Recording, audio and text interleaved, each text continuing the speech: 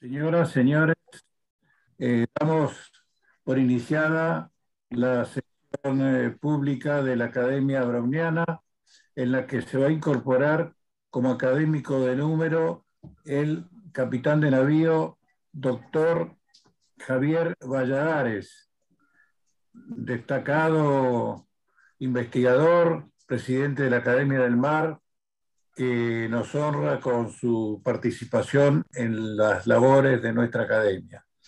A continuación, hará uso de la palabra la académica doctora Mónica Grosso para darle la bienvenida en nombre de sus colegas. Por mi parte, le digo formalmente bienvenido, aunque ya tenemos la satisfacción de contar con su presencia desde algunas sesiones atrás. Tiene la palabra la doctora Grosso. Buenas tardes, señor presidente, señoras y señores académicos y también a todos los presentes. En primer lugar, quiero decir que es un honor para mí presentar al doctor Valladares en su conferencia de incorporación como académico de número de la Academia Browniana. Voy a comenzar esta presentación señalando que Javier Valladares es doctor en Geografía por la Universidad de El Salvador y licenciado en Oceanografía Física por el ITBA, habiéndose especializado en Geofísica del Petróleo en la Universidad de Buenos Aires. Asimismo es licenciado en Sistemas Navales por el Instituto Universitario Naval y cursó en la Universidad de Belgrano una maestría en Relaciones Internacionales. Capitán de navío, retirado en el año 2006 en forma voluntaria de la Armada Argentina, concurso de Estado Mayor. Ha estado numerosos años embarcado, a cargo de campañas y con participación en programas internacionales en oceanografía y geofísica. Como comandante de buque, navegó los ríos Paraná y Amazonas, y el Atlántico Sur, y también fue comandante del buque oceanográfico Ara Puerto Deseado en la campaña antártica del año 1997. Fue segundo comandante del buque escuela fragata Ara Libertad. A lo largo de su extensa carrera naval, entre otros cargos, fue jefe del Servicio de Hidrografía Naval, agregado naval y jefe de la misión naval en los Estados Unidos y subsecretario de Intereses Marítimos de la Armada. Ha representado al país en numerosos foros vinculados con temas de investigación científica, marina y ambiental, como la Organización Marítima Internacional, el Buró Hidrográfico Internacional y particularmente la Comisión Oceanográfica Intergubernamental, COI, de UNESCO, participando desde el año 1994 y donde fue elegido en 2 ocasiones vicepresidente y en otras 2 presidente. Su elección, votada por la totalidad de los Estados miembros, denota el amplio reconocimiento de su trabajo. Ha sido también miembro de la Comisión Nacional del Límite Exterior de la Plataforma Continental Argentina y coordinador de la Subcomisión Técnica COPLA. Entre numerosas funciones también se desempeñó como asesor científico en Ciencias del Mar en la Dirección de Relaciones Internacionales de la Secretaría de Ciencia, Tecnología e Innovación Productiva. Participó en más de medio centenar de reuniones científicas, nacionales e internacionales, como expositor, moderador o conferencista invitado. Ha publicado diversos artículos en revistas científicas, es coordinador y coautor de las pautas para una política oceánica de la República Argentina, documento producido en el ámbito de la Academia del Mar, que tuvo amplia difusión en foros internacionales y fue traducido a 4 idiomas. Es uno de los autores del libro Repensando Malvinas, una causa nacional, y destaco también que ha redactado más de 50 artículos publicados en revistas de divulgación científica y marítima. Ha sido director de la Escuela de Ciencias del Mar en el año 2001 y entre sus actividades educativas podemos mencionar que es docente de la Diplomatura en Políticas para el Desarrollo Sostenible del Mar en la Universidad Austral y que es expositor en numerosos seminarios vinculados a los intereses marítimos en diversas universidades e institutos educativos de la Armada. Es el actual presidente de la Academia del Mar y es miembro del Consejo de Administración del Instituto Tecnológico de Buenos Aires, ITBA, y su oficial de cumplimiento. Bien, esta es tan solo una breve reseña de su extenso currículum y de la prolífica trayectoria del doctor Valladares. Para finalizar, quiero destacar y resaltar la convicción y el espíritu que refleja su hacer, y que es aquello que creo nos enseña el mar, su naturaleza, su historia. Es el modo de mirar el mundo y la realidad desde el reconocimiento del valor de quienes nos precedieron surcando estas aguas, abordando su complejidad de un modo holístico e interdisciplinario, desde la cooperación, el trabajo en equipo y el constante diálogo con un espíritu generoso, constructivo y pragmático. Sin quitarle más tiempo, quiero ceder la palabra entonces al doctor Valladares y su disertación Caracterización de la Ribera de Buenos Aires. Muchas gracias. La presentación que voy a hacer ahora seguramente y pretendería que compita con la propuesta de Beatriz, que hizo hace unos minutos, de que sea divertida. Así que voy a tratar de hacer una presentación que seguramente para esta comunidad de historiadores va a ser un poco distinto a lo habitual, pero vamos a tratar de compartirla y estoy seguro, sin ninguna duda, que les va a generar a todos ustedes un montón de comentarios a medida que avancemos. De hecho, el formato de la presentación ya les va a llamar la atención. ¿Ven sobreimpreso en mí la presentación? ¿La ven todos? Ok. Entonces, perfecto. Voy a avanzar con lo que es una forma de presentar que yo adopté hace muchos años y que me resulta muy cómodo e interesante para ir adelante. Es mucho lo que quiero mostrar, así que les pido toleren mi acelerada forma de hablar.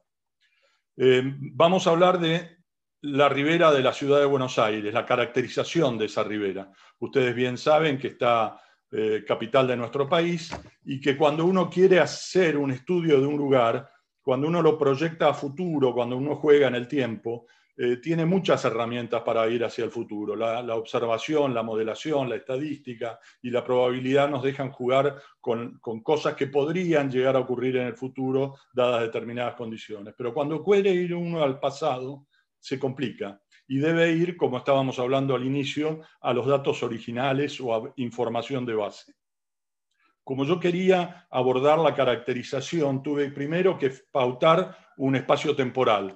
Y el espacio temporal es desde la llegada de la cultura hispana o la civilización occidental a estos lares. Y de esa forma voy a empezar a describir lo que podría ser las herramientas que justifican por qué nuestra ribera es de esta forma. Un primer vínculo que me trajo a esta temática fue un excelente documento del doctor Robin McInnes, un galés, que hizo un trabajo muy interesante vinculando la ribera de Gales, la costa, que en ese caso es costa, no ribera, de Gales, con la descripción que hicieron todos los artistas que la pintaron. El trabajo en ese caso estaba muy enfocado a valorizar a los artistas, no a la geografía del lugar, sino a conocer con qué fidelidad cada pintor describía lo que veía. Después, dos personas que me impactaron fueron dos docentes norteamericanas, Evelyn Ariste y Morag Stiles, que plantearon la importancia de trabajar sobre las imágenes, porque al observar imágenes uno aprende a ver, empieza a saber qué está mirando. Hay un proceso de participación del individuo que está haciendo la observación muy superior a la lectura, donde yo recibo una observación directa del autor de lo que escribió. En este caso, el observador le agrega su interpretación. Hubo un autor que a mí me marcó durante todo mi proceso doctoral, que es un francés, no muy prestigioso porque lamentablemente se dedicó a algo muy divertido en los últimos años, que es al brindis con colegas y amigos, que es el doctor Marc Augé. Marc Augé pautó un criterio de definir un espacio a través de dos conceptos, de lugar y no lugar. El lugar es el ámbito en donde se forma una cultura, donde la sociedad desarrolla identidad cultural, típicamente las ciudades.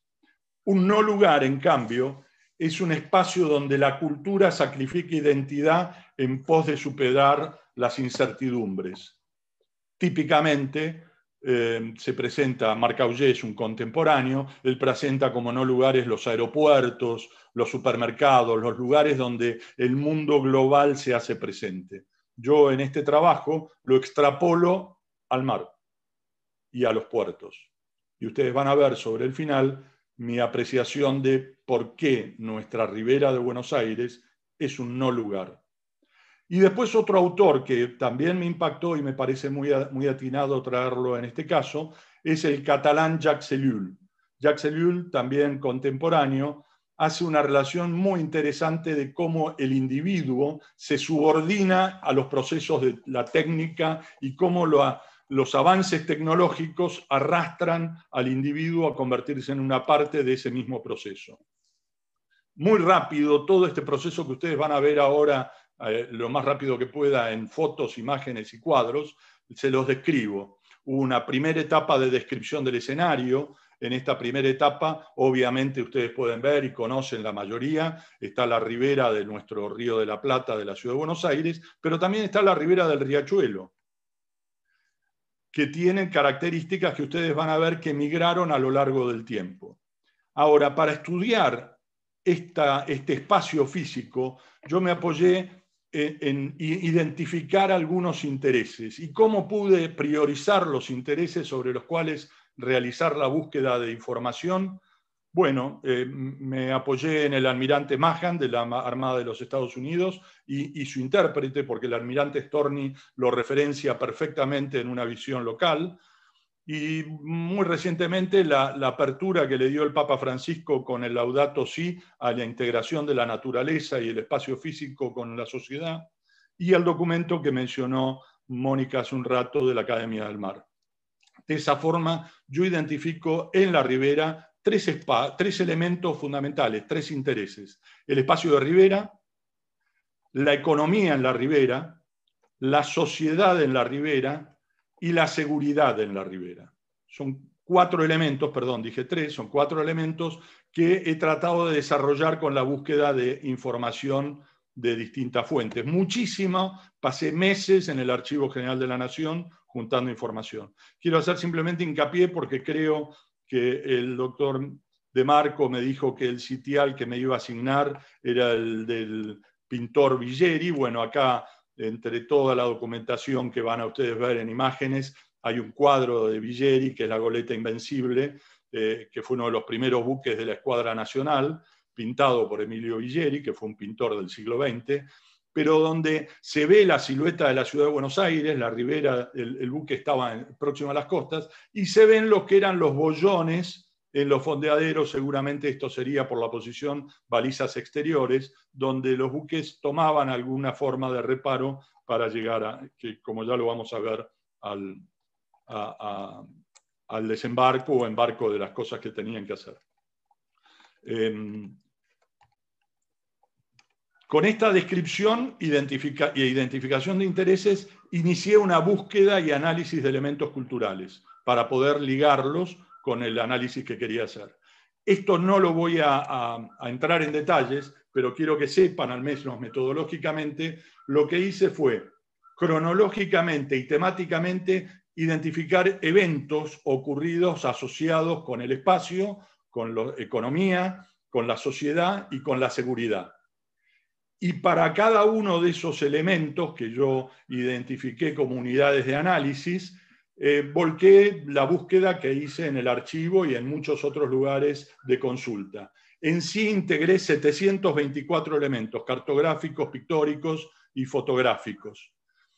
A esa documentación le di una ponderación, porque uno de los grandes problemas que uno ya van a ver que encuentra en estos casos es que no todo puede ser manejado de la misma forma. O sea, generé un criterio de ponderación para discriminar y determinar cuáles las obras y documentación que realmente tenían valor para el análisis.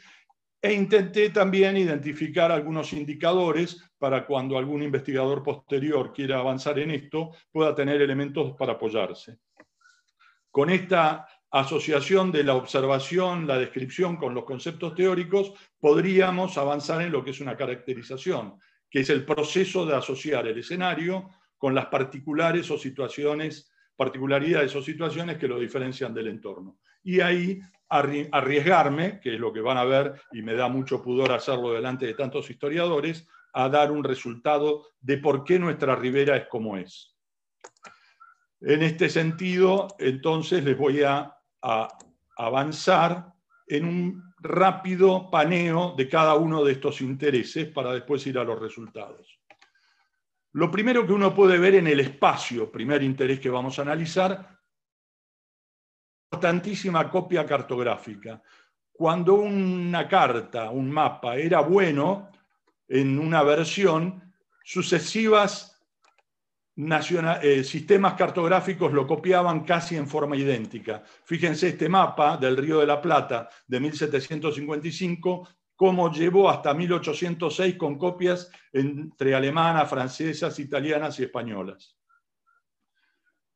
La forma siempre en que se describían las ciudades era vista desde el mar, o desde el río en nuestro caso, con una silueta, y vemos quizás algunos de los planos más interesantes o iniciales, el famoso plano de Manuel Osores de 1608, que mostraba la incipiente urbanización y las parcelas que se asignaban a los pobladores de ese incipiente Buenos Aires.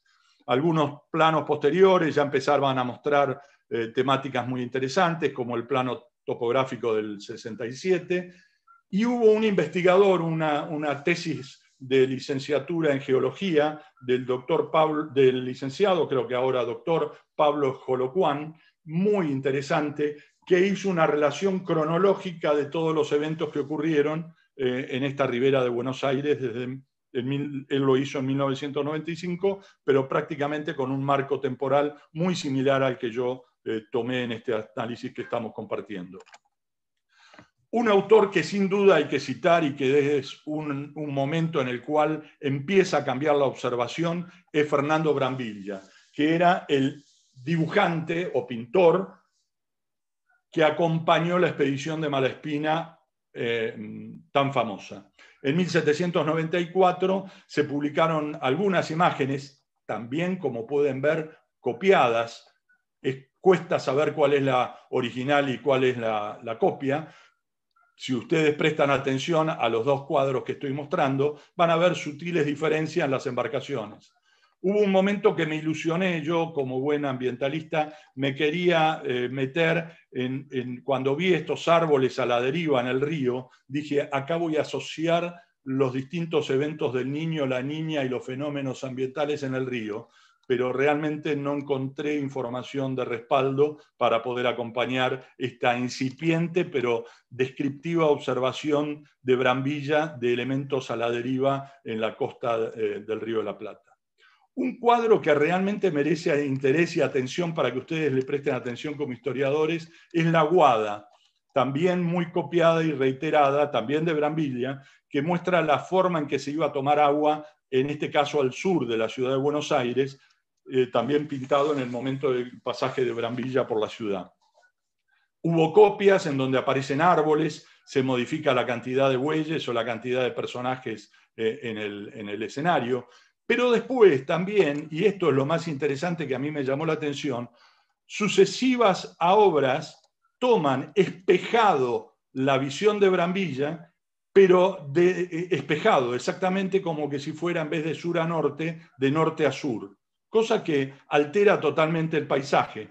Pero acá están las pruebas, en París en 1840, Fumagalli en 1827, el Atlas de Azara lo presenta también invertido, con los mismos árboles que aparecían en una de las versiones supuestamente originales, pero invertidas en su posición. Incluso posteriormente, cuando mal se describe el desembarco británico en la segunda invasión inglesa, porque jamás fue la marcha sobre la ribera, fue bastante más adentro por las condiciones de avance de la tropa anfibia que desembarcó, no lo podía hacer en una posición tan ribereña, pero también espejan el mismo cuadro de Brambilla de unos cuantos años antes. O sea, fíjense el impacto que tenía una obra de referencia. Brambilla también genera un cambio en el sistema, que es cambiar la visión desde el río hacia la ciudad, y empiezan a aparecer imágenes ya desde la ribera hacia el río. O sea, empieza a invertir el punto de observación de la información histórica.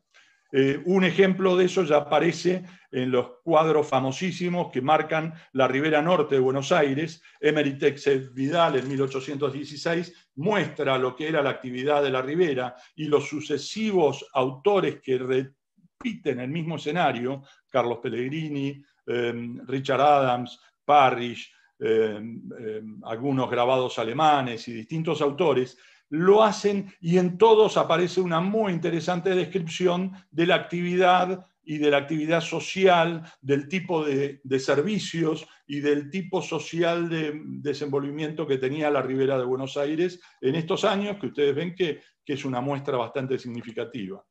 En cambio, más al norte, donde había mucha menos presencia poblacional, hay mucha obra de Prilidiano Pueyrredón de 1823 al 70, pero llama la atención que en casi todos sus cuadros siempre hay embarcaciones. O sea, que sin población asentada exactamente sobre la ribera, sí había una significativa actividad náutica. Y este cuadro en particular, que yo lo quiero resaltar, que es la actividad efímera, porque rápidamente se tuvo que ir alejando por el crecimiento de la ciudad, de los pescadores costeros ribereños que estaban haciendo su actividad, pero cómo se distraen viendo los primeros humos de los primeros vapores que aparecían allá por el año 1825, entre los buques fondeados en lo que era el fondeadero de Los Pozos, en este caso seguramente de la ciudad de Buenos Aires. Espero no estar abrumándolos. ¿Les gusta lo que ven? Bueno. Sí, señor, claro que sí. Bueno, sigo entonces. Acá también están, esto es para ver también esta migración del sistema observacional. En la Ville de Rat de Buenos Aires, en 1823, Engelmann muestra los buques fondeados y la ciudad de fondo. Fíjense, 15 años después, Pitaluga repite casi el mismo, obviamente la misma óptica, pero incluso repite casi los mismos navíos. Cosa que me hace dudar de que esto haya sido otra cosa más que una copia posterior de la obra original de Engelmann. Para que ustedes se ubiquen, esto era el Villorio de Buenos Aires de esa época, el fondeadero de Los Pozos, donde después se desarrollan una famosa batalla naval que ya la vamos a ver más adelante, las balizas exteriores, las balizas interiores, y había un par de fondeaderos muy próximos a lo que era la zona urbana de ese entonces Buenos Aires, que rápidamente quedaron en desuso. La visión empezó a cambiar cuando aparece la fotografía. Con la fotografía, obviamente, empieza a haber perspectivas desde tierra hacia el río. Y ahí empiezan a haber buenas imágenes. Acá ven ustedes una de lo que era el muelle de la aduana de Taylor y el muelle de pasajeros, y se ven la cantidad de buques que fondeaban en proximidades de la ciudad. Este es uno de los primeros daguerrotipos, también en 1852, que muestran por arriba del murallón de la fuerte de la ciudad la cantidad de buques que estaban fondeados en balizas interiores. Y este es otro también interesante detalle, el monumento a Mazzini. Acá aparece nuestra herencia italiana. El monumento a Mazzini, que hoy muchos lo pueden ver cuando visitan proximidades del Luna Park, que está en una posición diferente a la que tiene hoy en día. Hoy está mirando hacia Paseo Colón, pero en esa época se ve que estaba mirando al sur. ¿Por qué? Porque hacia el sur estaba el centro de la ciudad. Pero también están las radas con la cantidad de buques que se pueden observar.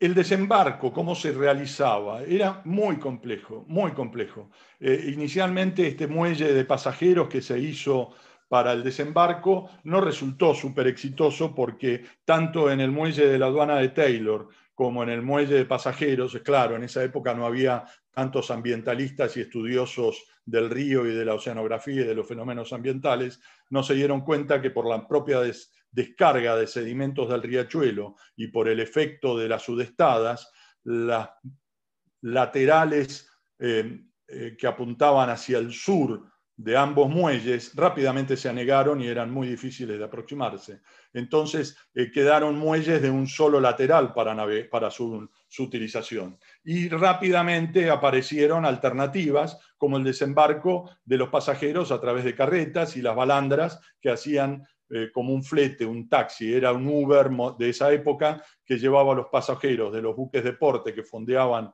por ahí en balizas exteriores, y con balandras los traían hasta casi una varadura para llegar a las carretas que después los transportaban. Imagínense el impacto ambiental sobre la biodiversidad de la ribera que tenía esta actividad, que acá lo pueden ver claramente en la imagen en Retiro, en la zona de Retiro, con el hotel de inmigrantes, y lo que eran los corrales de los animales que se usaban para el tiro de los carros que iban hasta las balandras. O sea, piensen hoy en día el concepto ambiental de lo que hubiera sido eso.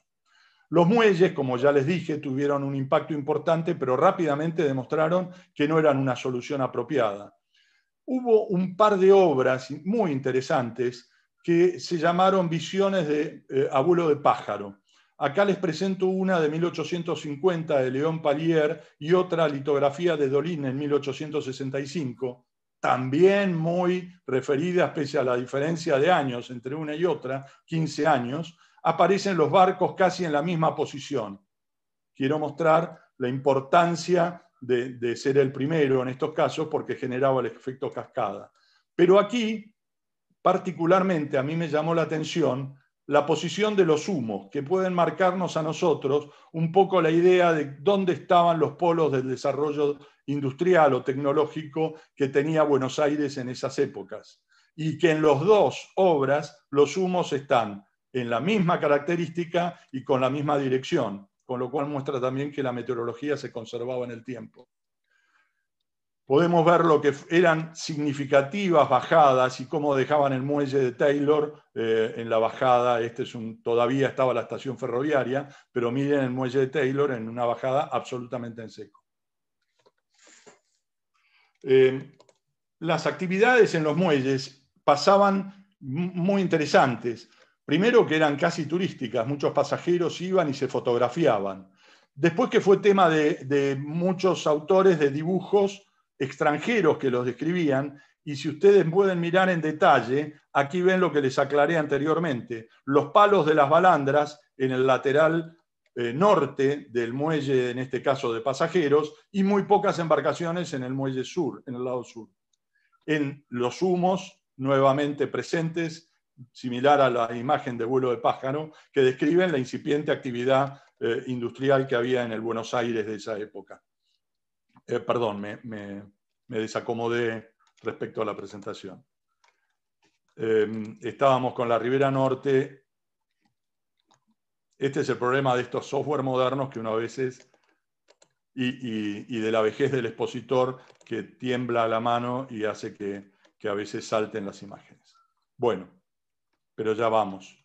Estábamos con los muelles.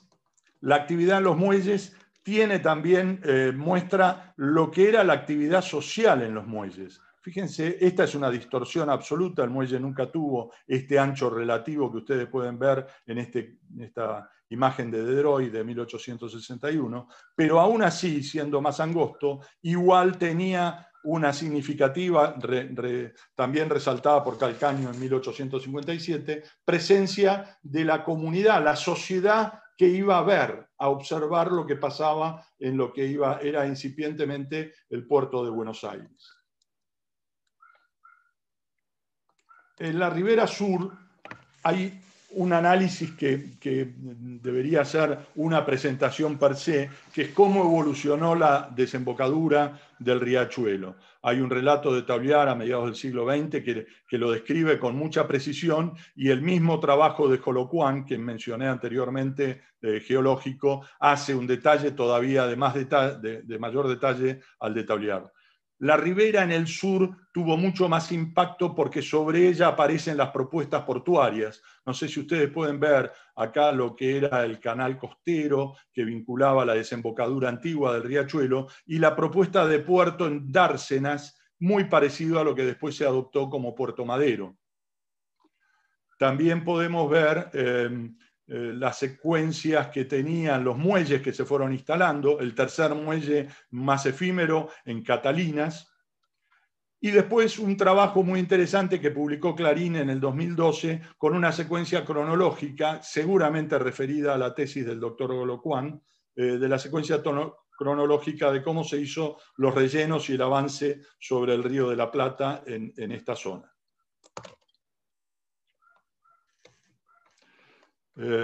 Para terminar con el tema del espacio, les quiero marcar una diferencia sustantiva que aparece a través del seguimiento fotográfico y de imágenes.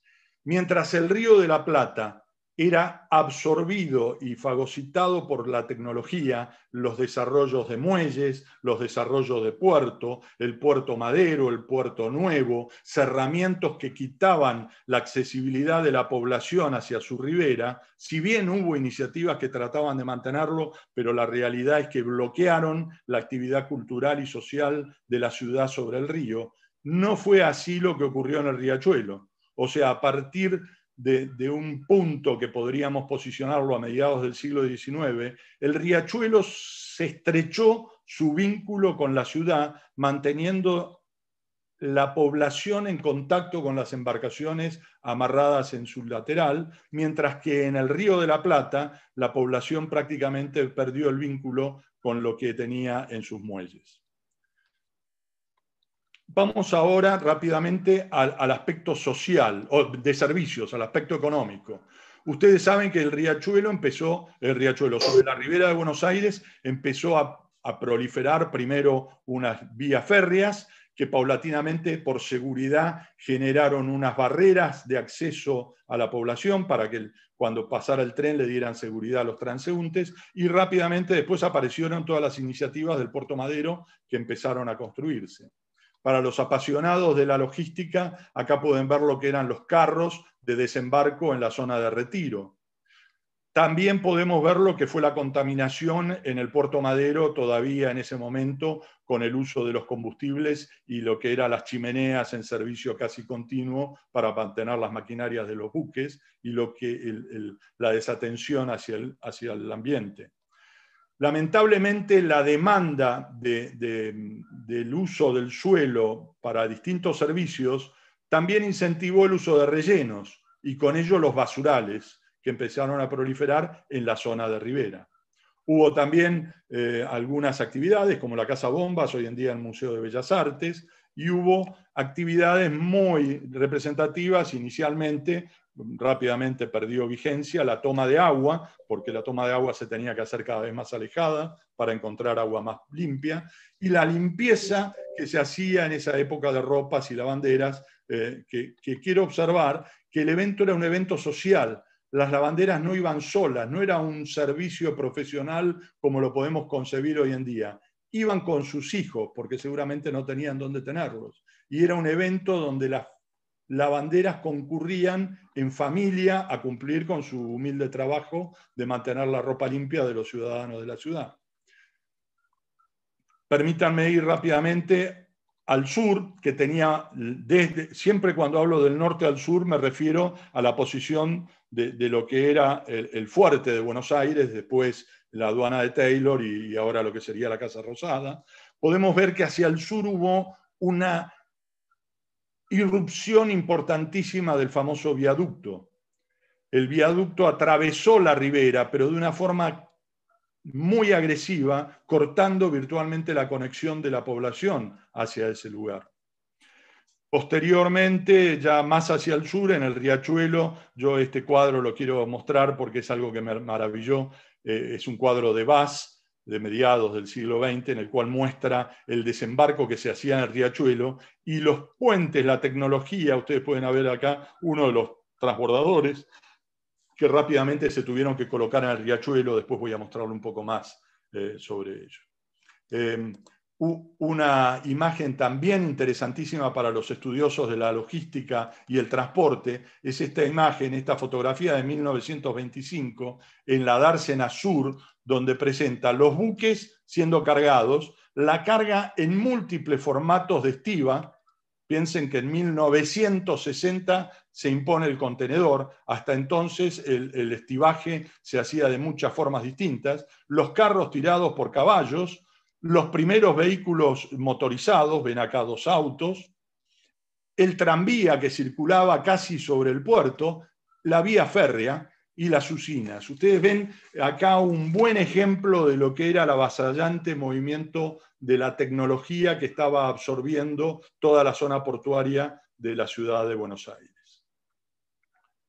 En cambio, en la Ribera Norte,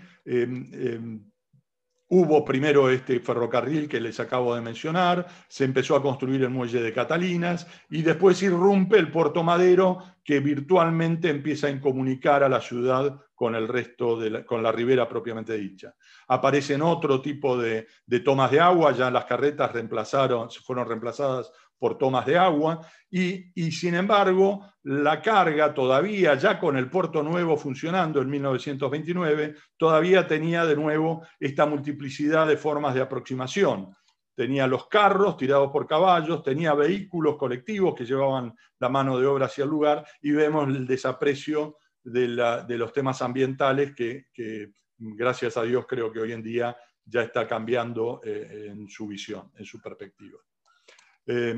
También había, como decimos, servicios que se brindaban en el muelle de las Catalinas Norte. Lo pensó muy inteligentemente un intendente que en 1889 y 1990, Sieber, lo usó como un depósito, pero que rápidamente luego lo tuvo que migrar hacia la zona sur de la ciudad.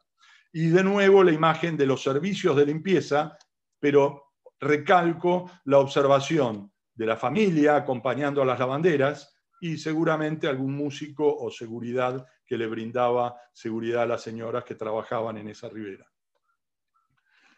Por en cambio, en el Riachuelo, que nace históricamente, y ustedes pueden dar muchos detalles muy inteligentes, nace la construcción y reparaciones navales en ese lugar, tuvo una época de navegación a la sirga, o sea, tirados los buques, como era muy angosto, se movían a través de la sirga llevados por caballos. Hubo pintores que copiaron Isaac Colibadino, copiando algunas fotos iniciales, como ustedes pueden ver, nuevamente la presencia de transbordadores, y empiezan a aparecer los restos y los resabios de una intensa actividad marinera y comercial con restos de buques que iban quedando acumulados en la ribera del río.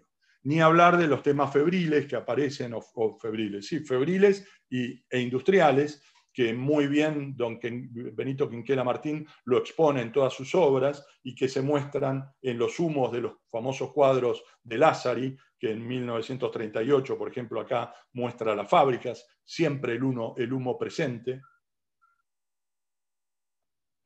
Seferino Carnacini mostrando los caballos esperando la carga, los buques con las calderas prendidas, la escora de los veleros sobre el riachuelo, pero acá quiero mostrar también el tren listo a cargar la carga, en este caso que parecería en cajones gigantes desembarcados de los buques, pero fíjense la población circulando en torno al puerto, hecho que ustedes no lo van a ver ni en el Puerto Nuevo, muy escasamente en el Puerto Madero.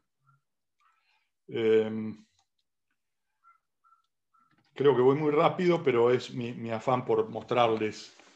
Acá hay una interesante obra, una acuarela, también de un francés, que si bien está datada en 1823, creo que no es verdad, porque la presencia real de Adolphe d'Astel fue en 1839, pero bueno, la obra figura en los archivos como datada en el 23, que muestra una visión parecida a la de Brambilla, pero fíjense lo interesante, en la obra se muestra la actividad social que había en la ribera, vista con el antiguo estilo, desde el río hacia la ciudad. Pero fíjense la población con antorchas, seguramente esto es una luna, y en antorchas en la población con actividad que ocurría en la ribera, cosa que paulatinamente se fue extinguiendo.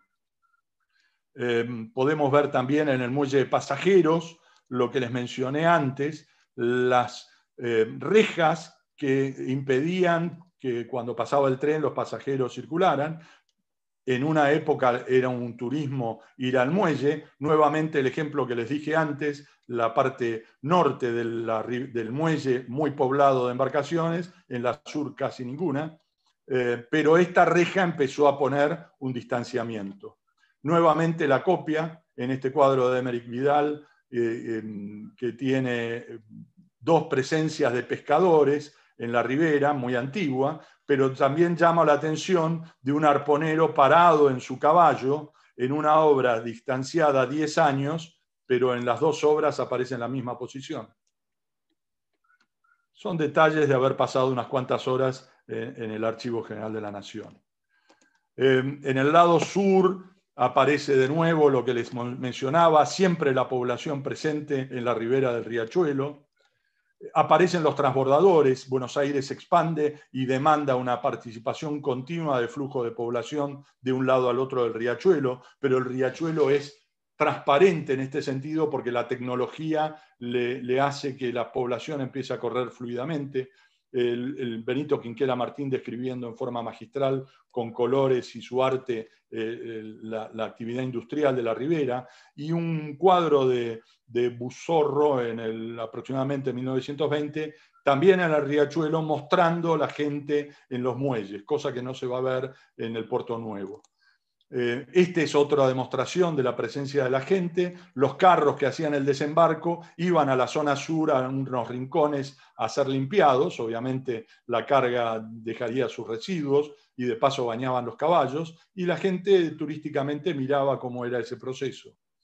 Y también podemos ver la población en el primer puente Pueyrredón en 1915, como en el riachuelo la población convivía con la ribera de ese río. La gente trabajando de un lado y del otro, cruzando del Ministerio de Obras Públicas aproximadamente en 1925. Al norte, un poco, el norte parecía mantener un concepto más natural, más agreste, si bien las vías férreas se iban alejando de la ribera. Miren, este es el Socorro, la iglesia del Socorro, que creo que es conocida por todos ustedes. Fíjense lo próximo que estaba, en 1880, lo próximo que estaba a la ribera, y ven el fondeadero de los pozos con las embarcaciones. Pueden ver las barrancas, casi en un estado agreste y natural. Pueden ver el arroyo Vega, que posteriormente fue entubado en 1936, pero antes de eso el arroyo Vega está cerca de la zona de Belgrano hoy en día. Y acá un plano que me pareció muy divertido de 1931, donde aparece el canal costanero, hoy navegando solamente por actividad deportiva, pero aparece la ubicación tentativa de lo que iba a ser el aeropuerto de Buenos Aires, hoy Aeroparque. En algún momento en mi etapa de servicio de hidrografía me tocó analizar la posición, y recuerdo que la posición sugerida por todos los geólogos y ambientalistas era Quilmes. Si les interesa, otro día les puedo comentar la historia de ese análisis. Hubo singularidades en la ribera, el desembarco y los tranvías de inmigrantes que llevaban los inmigrantes que desembarcaban al hotel y a la zona donde se les hacía todo el trámite de migraciones para su disposición luego a los lugares de residencia. El arribo de los restos de Sarmiento. Cuando hablamos de eventos multitudinarios, miren lo que era el evento, la llegada de Sarmiento en 1888 en el muelle de pasajeros. Podemos ver también lo que fue el balneario municipal, que en 1927 presentaba esta dimensión de público en el río. Claro, no existían todavía el impacto de los basurales y la contaminación que posteriormente lo fueron alejando a la población de estos espacios. El otro elemento a mostrar es la seguridad. La seguridad, todos ustedes y lo conocen muy bien, casi frente a la ciudad en 1826 se realizó el combate de los pozos, que Murature lo pinta y lo describe en este caso. Una cosa que me pareció interesantísima, la inteligencia de los británicos para ubicar a sus embajadas y oficinas. En el diario La Capital, en Buenos Aires, en 1852, el diplomático William Owsley se pintó a sí mismo mostrando desde su casa la ciudad de Buenos Aires. Pero fíjense qué posición privilegiada. Esto debe haber sido alguna posición en la zona de Bernal o Quilmes. Fíjense la posición para hacer un estudio del movimiento portuario. Y también observen la seguridad en la puerta de la casa con un uniforme morado. Seguramente era un soldado británico, como era de costumbre en esas épocas, vistiendo su uniforme, dar custodia a las dependencias consulares o diplomáticas. Por el misma ribera tenemos el hecho histórico de la corbeta Uruguay, la llegada de algún presidente que estaba en Europa y que vino designado presidente, Marcelo T. de Alvear en 1923, que llega en un crucero, y cómo se lo va a recibir como en la llegada de un buque de escuela, como habitualmente la Fragata Libertad, o la llegada de Mitre en la Guerra del Paraguay, también en el muelle comercial, de nuevo la presencia de embarcaciones en la zona norte, los buques en radas exteriores y en los pozos, en 1867. Yo lo que quiero mostrarles es un poco la acumulación de información, que fue mucha más, pero que les puedo mostrar.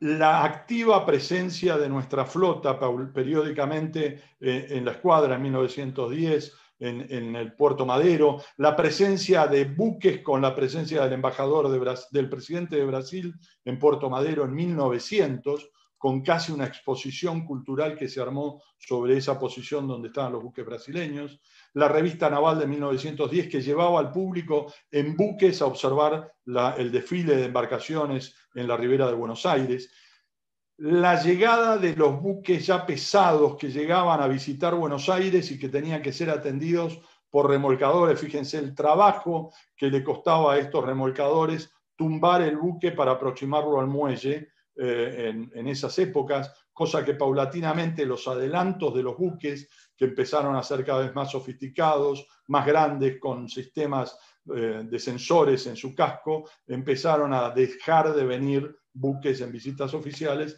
y solamente aparece periódicamente algún buque escuela con serias dificultades para hacer todo el recorrido de los canales que eso implica.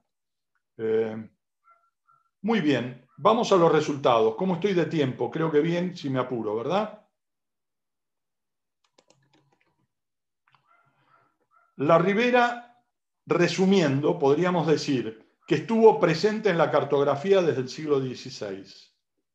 ¿Por qué la ribera de Buenos Aires fue importante? Porque era un buen fondeadero. El otro buen fondeadero era la ensenada de Barragán, que lamentablemente por los buques que se fueron hundiendo y no fueron removidos, se fue anegando y perdió entidad como ensenada del Barragán, y en cambio el fondeadero y la dinámica propia de la ciudad en el riachuelo mantuvieron su visión. Pero el concepto náutico fue el que empujó la conveniencia de esta posición.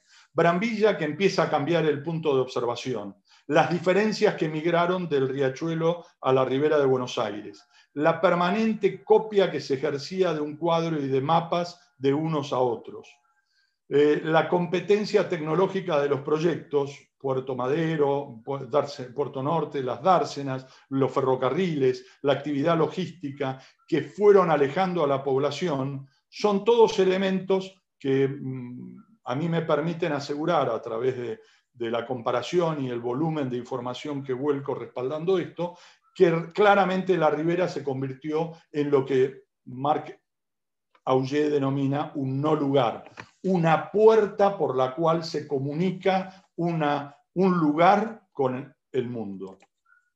A través de los servicios también podemos ver el mismo problema. Las actividades múltiples y desvinculadas, la ausencia de una coordinación en la zona de ribera, la paulatina degradación ambiental con impactos no deseados y la necesidad del relleno para usos cada vez más demandantes de la zona de ribera.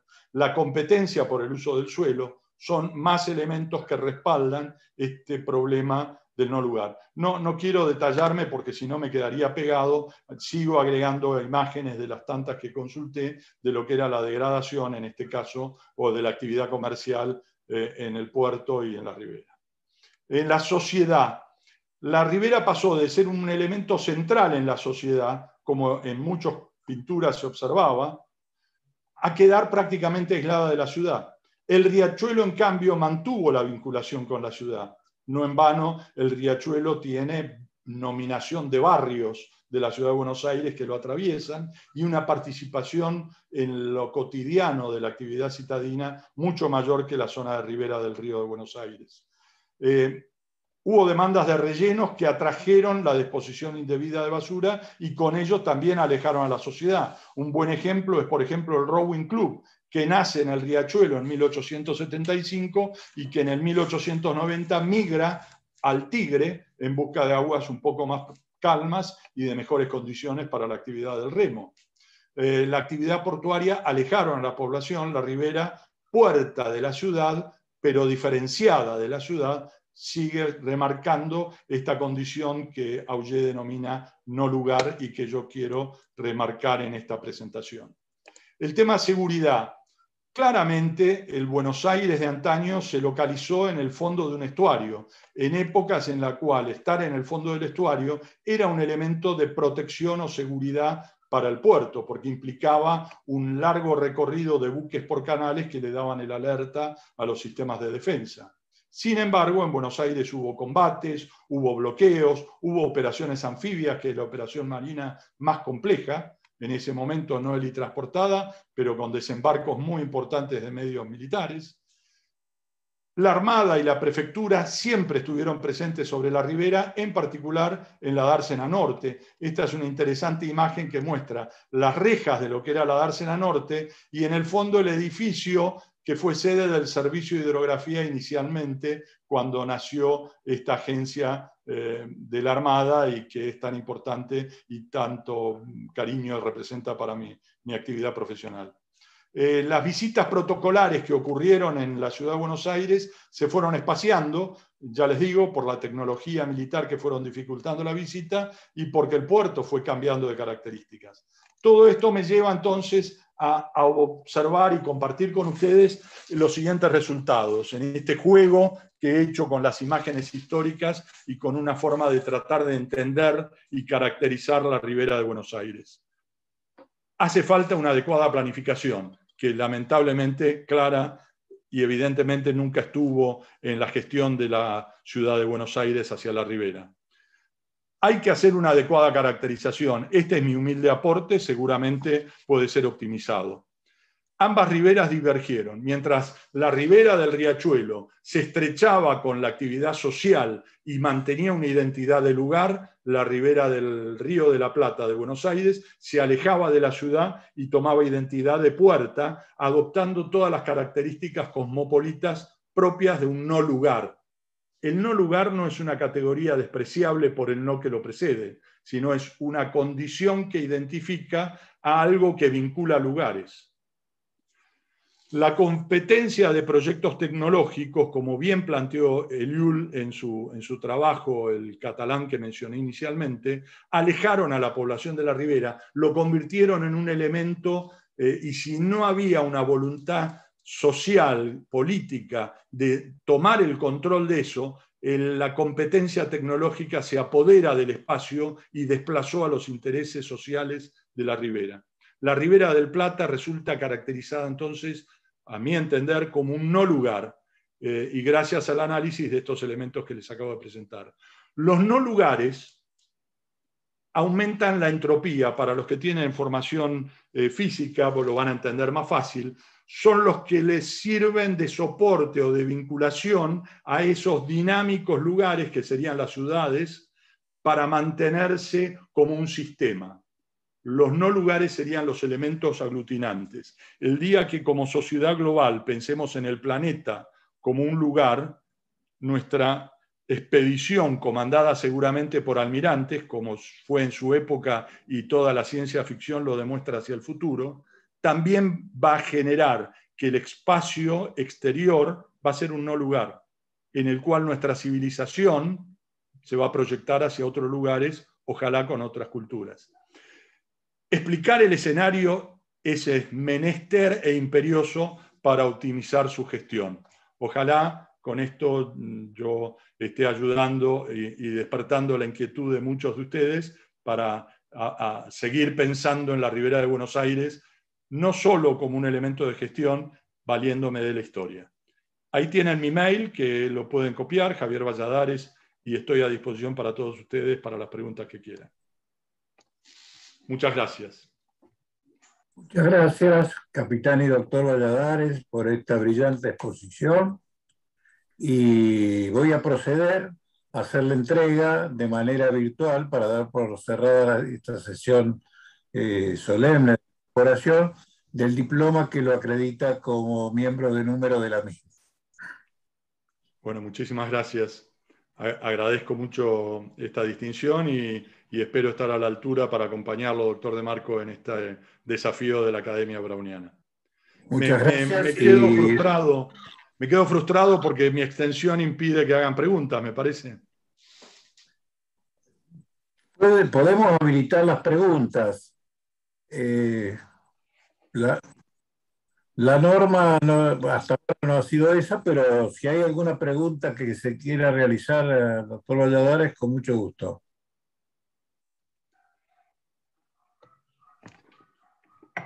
La doctora Grosso. Bueno, en primer lugar, felicitar al doctor Valladares por la excelente exposición digamos, de un modo muy ameno nos pudo compartir una investigación que seguramente es mucho más compleja y difícil de resumir en muchas ocasiones. Así que agradecer eso en primer lugar. En segundo lugar, quería pedirle si nos puede ampliar un poco más de toda su exposición y en sus conclusiones, donde señala claramente esta falta de planificación, algunos pasos cercanos que podamos tener o que usted pueda proponer, cuáles son los puntos que creen los que podamos de a poquito ir avanzando, sabiendo que somos un país donde cuesta mucho la planificación a largo plazo y a veces las gestiones van teniendo su mirada en objetivos más cercanos. Por darle un ejemplo, desde las últimas décadas han aparecido en estos rellenos restos de naufragios históricos que en la mayor parte de los casos han sido hallados en forma casual o por la pericia de algún especialista que estaba atento ahí a las obras en Puerto Madero. Y si bien tenemos las normativas, cuesta aplicarlas, ¿no? Los estudios de impacto en esas zonas de relleno. ¿Cuáles cree usted que pueden ser las líneas de trabajo que tenemos más a mano, ¿no? Y en las cuales podamos avanzar en los temas ambientales, de planificación o lo que usted considere? Me está superando el análisis de la caracterización. Es una consulta que entraría casi en el rol de ciudadano. Pero de ciudadano, sí, como una reflexión. Una reflexión de ciudadano sensible al lugar en que habita.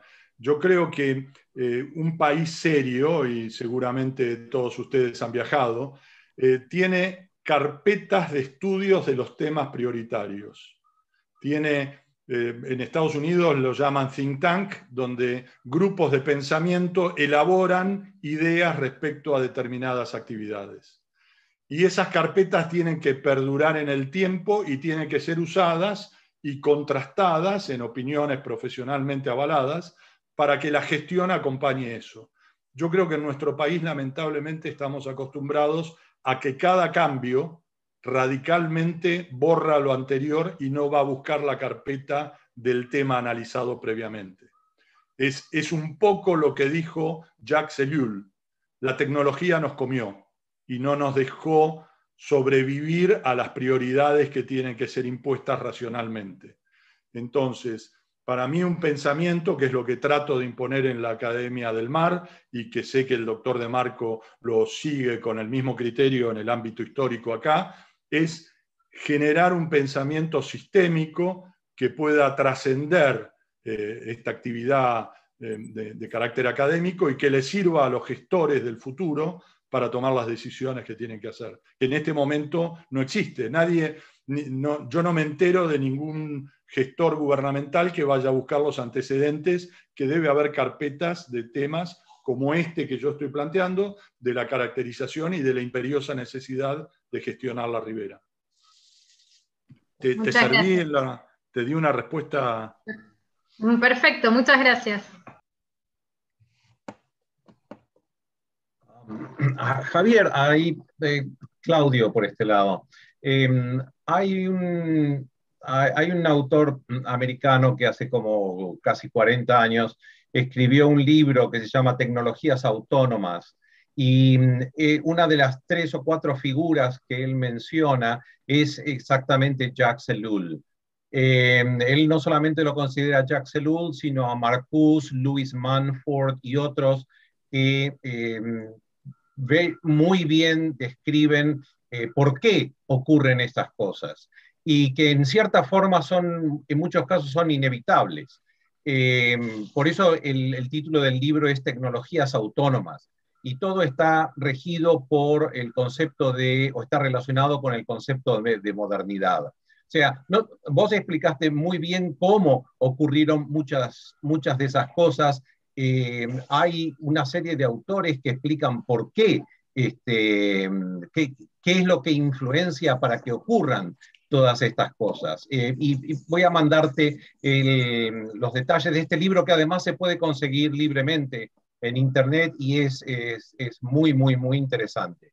El autor es ahora profesor de sociología acá en Estados Unidos y sigue enseñando, pero los puntos de vista son muy interesantes y le da un punto de partida a muchas de las preguntas que uno se hace por qué están ocurriendo estas cosas. Sí, yo quiero marcar, a mí me encantó y por eso me colgué a Jacques Ellul, porque él manifiesta que la forma de salir de la dependencia de la tecnología es por la voluntad del individuo.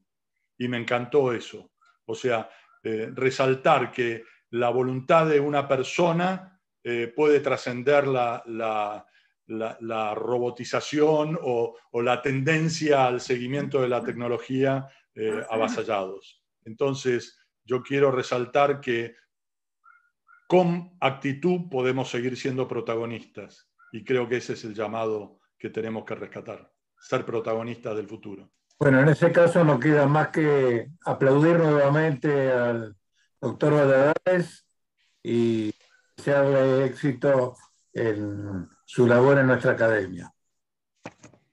Gracias a ustedes, son muy generosos y muy amables. Muchas gracias. Desde la academia queremos también agradecer a todas las personas que nos están viendo en vivo a través de Facebook, entre ellos algunas personas desde Francia. Muchas gracias.